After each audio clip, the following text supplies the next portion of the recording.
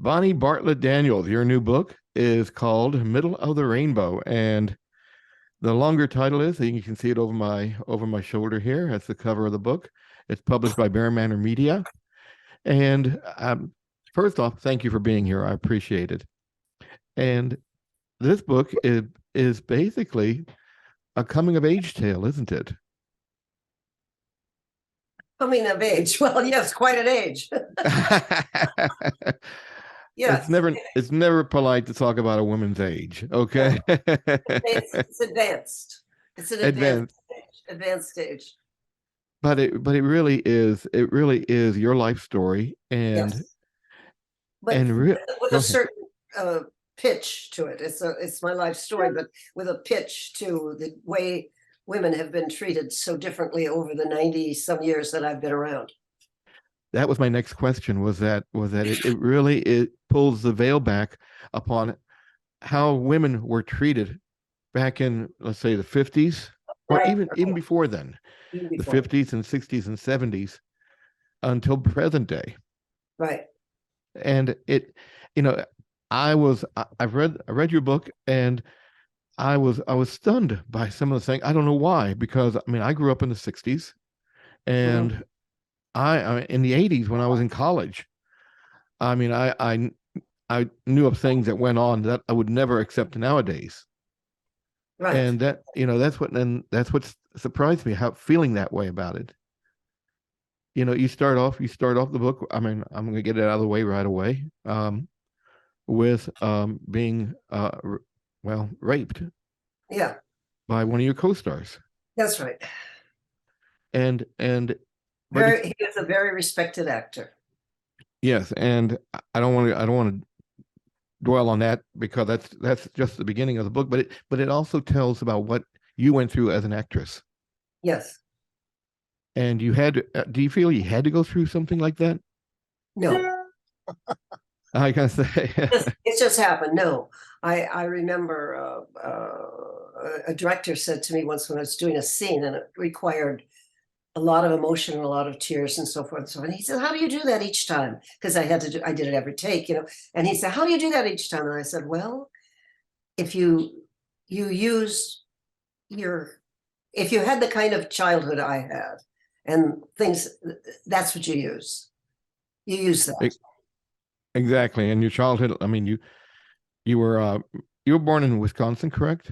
I was born in Wisconsin Rapids, Uh-huh. Wisconsin, but I Wisconsin didn't. Rapid. Right. Go My ahead. father was working for Harbor Mutual Company there, insurance. And then we moved down. They sent him to Joliet for a while. They sent him to Rock Island for a while. And then he ended up in Moline, Illinois. And well, he wanted to be an actor, didn't he? He was an actor. He was an actor. Yes, Then marvelous he went actor. and then he went into sales. Well, because his wife left him. I mean, she hated the business. She hated Mhm. New York. She hated his family. And so she wanted to go back to Wisconsin, where she was from. She was from Racine. And so she took my brother. I wasn't born yet. She took my brother and got on a train, went back to Wisconsin, and it was up to him. And he made the choice to go back with her and gave up acting and the theater and basically and went back with her and did what she wanted him to do, which was to be a salesman, make money, you know, as a salesman. And he always did. He always, all through the Depression, he supported everybody.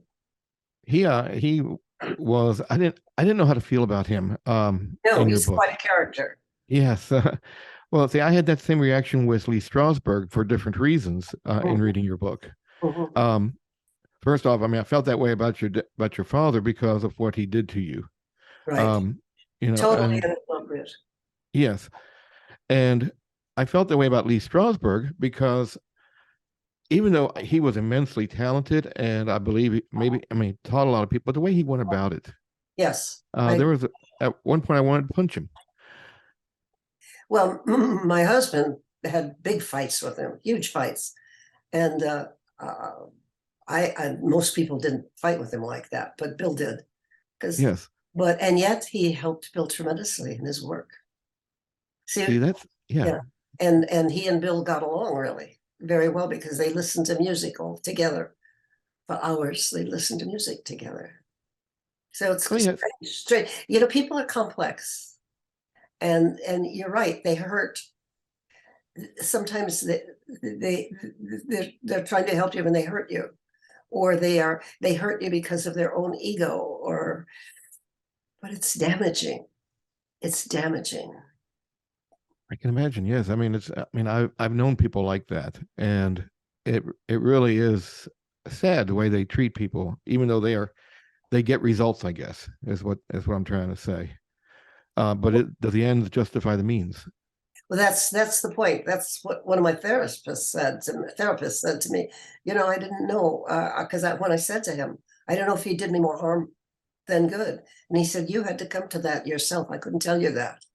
So he kind of knew it as it was Now, happening. now when you were uh, well, I don't want to say starting out, but in the 50s when you started seeing a therapist, that wasn't something that people during those days let it be known. Um, Well, in New York, it was quite common among theater people. I see. Quite common. It was quite common, and uh, in the Midwest, no, but in among theater people, it was common. Not See, not I'm what? originally from Kentucky, so Oh I yeah, don't, you know, no, I no, Kentucky, no. oh yeah, I mean exactly. And but let me ask you, you now you started on TV in the early days of TV Yes, with Love of Life, yes, and I want to tell everybody right now you're married to William Daniels, right. who um, who played Dr. Mark Craig on St. Elsewhere, and you played his wife on St. Elsewhere. You both won Emmys for your roles once in the same night. And but you and he also I'm going to age myself here. I remember him from Captain Nice. Yes, yes. And maybe he doesn't want to remember that, but He does. He remembers it very well because he loved working with that group, Alice Ghostley and the oh gosh, slipped my anyway, the writer, the producer, he loved it. It was his first uh, uh, um, meeting with NBC. It was yes, an NBC show, and the guy from MTM was a very big fan, early fan of Bill's. You know, he was married to Mary Tyler Moore. Grant Tinker. Grant, that's when Bill met Grant when he was doing that show, and because Grant liked that show, he was one of the few people that really pushed for that show. See, And that's what's what people remember it. People loved it. I know. It was only on for one season, Well, because and there was another show called Mr. Terrific that they yes, put on the same time, and it killed both of them. It killed both of them. that's amazing. I mean, I thought they were on the same night. I didn't know they were on the same time Same because time, same night. It was just stupid, yeah. programming. Well, see, that's the same people who probably canceled Star Trek. So what do they know? You know. But you started out in TV. Well, you started out on stage first, Yes. and then moved over to TV. Mhm. You know it, and then um, eventually, I'm hearing some music in the background, but I think that's okay.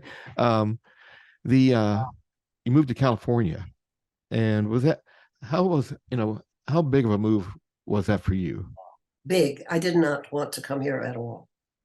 And we were in a crisis in our marriage, and it was a terrible time. And then my niece, who I adored like a daughter, and she died, and she was killed in a automobile thing.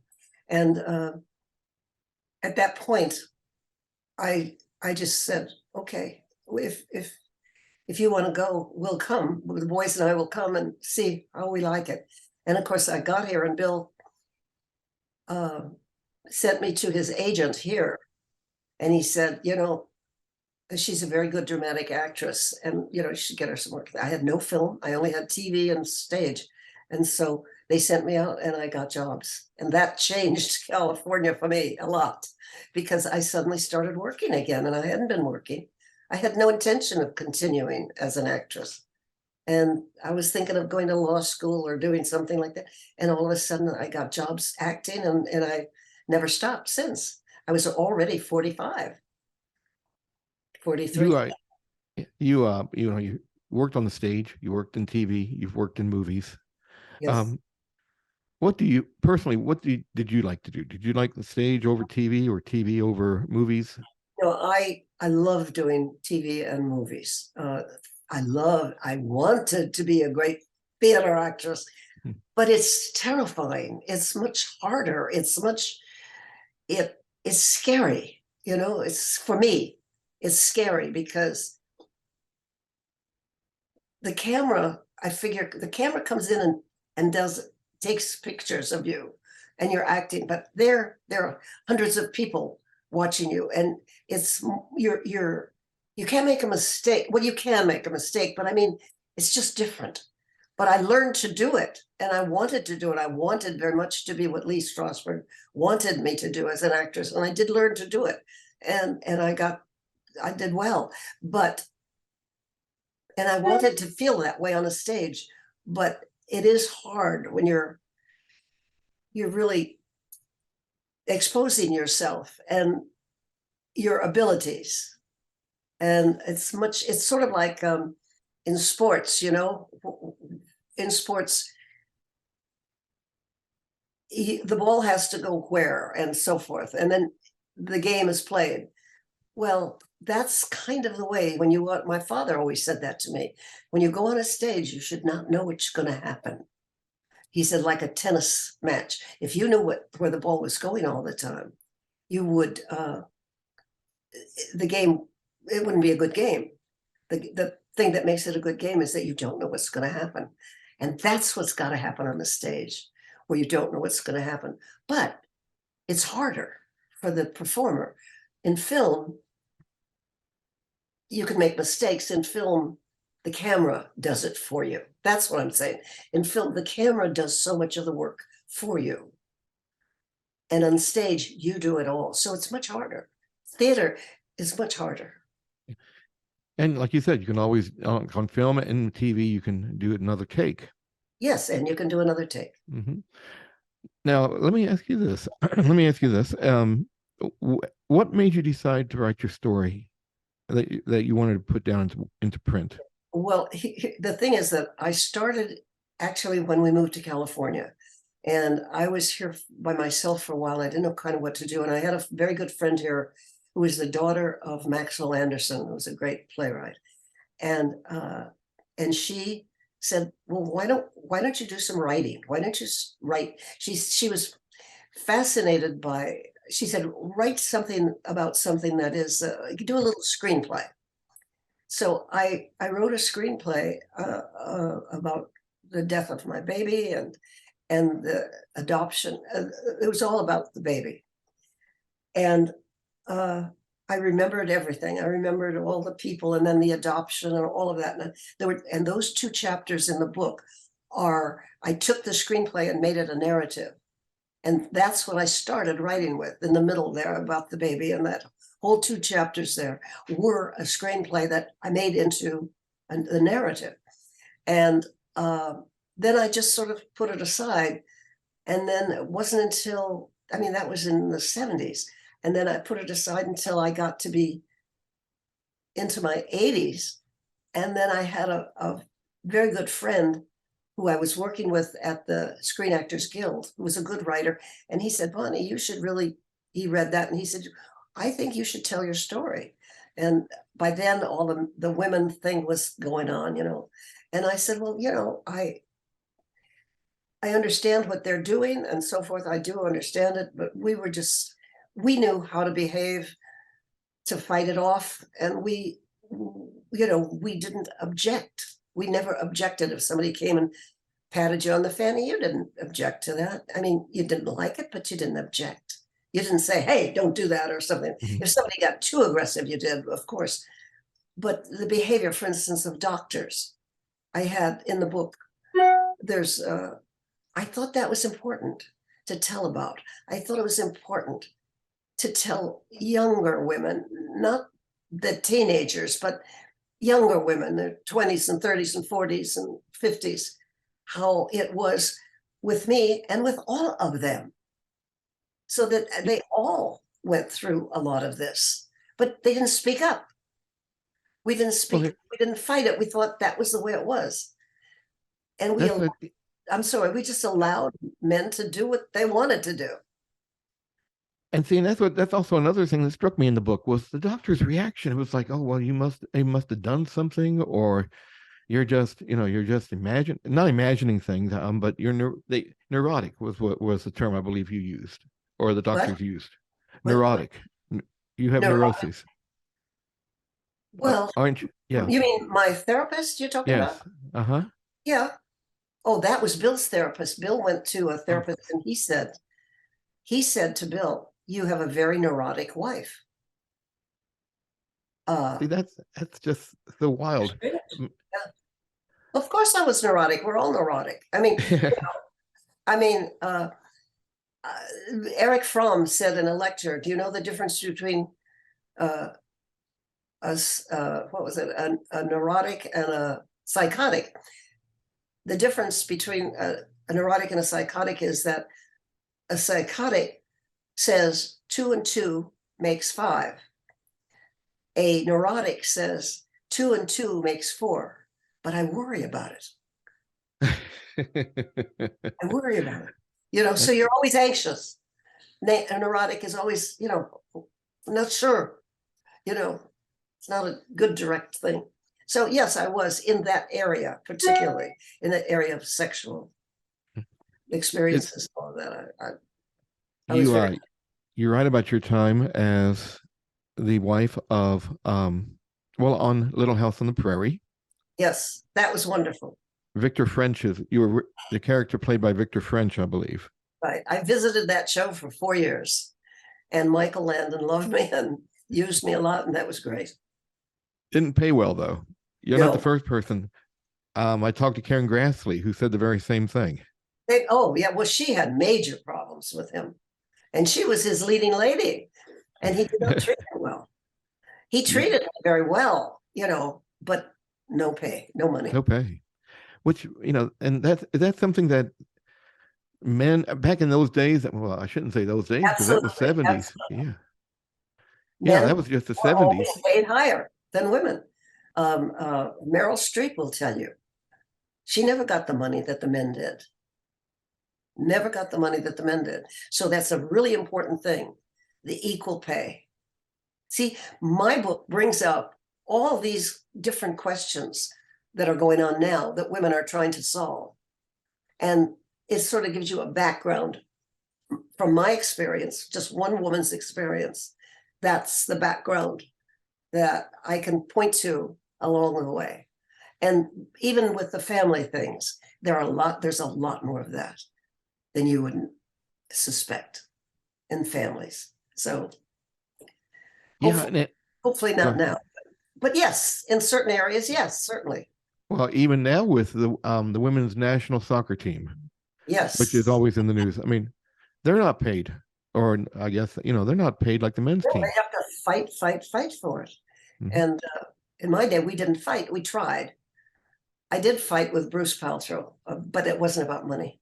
But it was about something that he had promised, and I said, you gotta keep your promise. And I really yelled at him, and I swore and things like that. I mean, I can do that. And he was horrified by my behavior. Horrified. Do you think it's gotten any better since the Me Too movement, or in not in pay so much, but in respect for female actors? I don't know. I don't know if it's gotten any better. See, there's something in the male that has to be taught, and it hasn't been taught. So if the mothers teach better, if the women teach their boys better, and the boys grow up to be a little better about it all, the young men, I think the young men are in a quandary, but they're trying. I think all of this sexual exploration is all part of that. Well, am I a guy? Do I really want to do this? Or maybe I'm more of a girl than a guy. I don't know. Do you know what I mean? Yeah. It's because of behavior. I think a lot of it is because of behavior. And the young people are experimenting and trying to figure out I don't want to be this. And a lot of it again is the mothers, how you raise your kids. It reminded me a lot of what I saw on the TV series Mad Men. I don't know if you ever had a chance to see that program. Yeah, of You course. know, Yes, when yes, yes. That was a very good example. yeah, the way women were treated back in the 60s. In the advertising. And Yeah. advertising agencies were uh, wildly immoral. Now we have nowadays you have the Me Too movement, and which is, but now is that helping a lot, or is, in your I opinion? don't know. I don't know. See, because I'm not there. I'm not there. I'm not out that much. Well, Bill and I do conventions and stuff like that, and we find that people across the country are all very nice. It- That's the big thing. We find they're very nice. They're very, most of them, I mean, once in a while you get a nutcase, but most of them are just really nice and they want to be fans. They're huge fans of Bill's. Not so much me, but of Bill's. They treat him like, like Dr. Craig. well, Mr. Feeney, Oh, okay, yeah. Wayne's World. They adore him. Knight Rider, the voice of the kids. They just adore Bill. And so they don't know that they know, but they don't want to know that fans never did. When I found out what actors were really like behind the surface, I didn't want to know them either. You know what I mean? A lot of my greatest heroes were not the most terrific men in the world, like Spencer Tracy or Henry Fonda. They weren't great guys. They really James weren't. But they James were great. Arness made a James Arness made a highly inappropriate comment Oh, that you wrote about in your book. and And they had not a clue that it bothered me. They had see not that, a clue yeah, that I really turned off from all of them because they were being funny. See, men love to use women as a source of humor. They love to tease us, thinking that we love thinking that that's flirting and that we love it. We would really prefer to be treated just like another person that's exactly true. who happens to be a woman. You and your husband, a lot of couples don't want to work together or they don't like working together, but you and William Daniels always seemed in your book always seemed to love working together. It's true. It's true from the very start. When we were at Northwestern and we were doing a little workshop, and that's where I met Bill. And there, I mean, talk about respect. I mean, he heard me act, and that's what intrigued him. And I knew had been on Broadway, and that's how we really got together. And then we worked at Northwestern together a lot. We did Macbeth, and we did a lot of. And then we went to New York, and things became very different because I got the first good job. Bill struggled. I have to say he had great courage because for almost 9 years, he would get terrible little jobs. Nobody saw in him in New York because he was very pretty. He was very handsome and pretty and young and small. And so he was like a little advanced juvenile. And nobody saw in him the actor that he really was. At Northwestern, one of the teachers did, and she gave him all these character parts. And it wasn't until, he did some off-Broadway things that were quite successful. But then when Tennessee Williams chose him to do the road company of Cat on a Hot Tin Roof, which was Bill didn't look like a football player at all, but he wanted him to play that part, and it was wonderful. He was wonderful. That set him going. And then he was picked to do the Zoo Story, which he didn't think much of until they did it. And it was a huge success. And he played that for 2 years. He was amazing. And from then on, he just went one thing after another. And he was recognized. You have to be kind of recognized in the business. You have to stand out some way and be recognized. And then you have a career. But oh boy, it's hard. What was your favorite role? Well, one of the parts I played at Northwestern, Barbara Allen in Dark of the Moon. I loved that part. Oh, If you're from Kentucky, it's you know, those people, and I love that. I love playing those parts. Uh, I don't know. There's something in me that is that.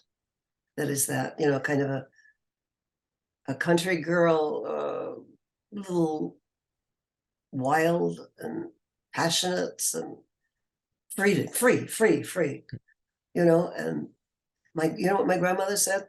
My grandmother came to see me at Northwestern play the part, and I said, Grandma, what did you think? And she said, well, I could tell that you were not playing a very nice girl. And so I just fell asleep. And oh no. I slept through the whole performance. So, and I laughed. I said, oh, Grandma, I understand. I do understand. She was a marvelous lady, but she loved me anyway. Well, I tell you what, I mean, I was, I'm having a lot of fun talking to you, but I don't want to keep you um, unfairly because I could talk to you all afternoon about this, and but I really thank you again for being on Light Camera Author. The book is Middle of the Rainbow by Bonnie Bartlett Daniels, and it's published by Bear Manor Media. Bonnie, I appreciate you taking time out to do Light Camera Author today. Thank you, Jim.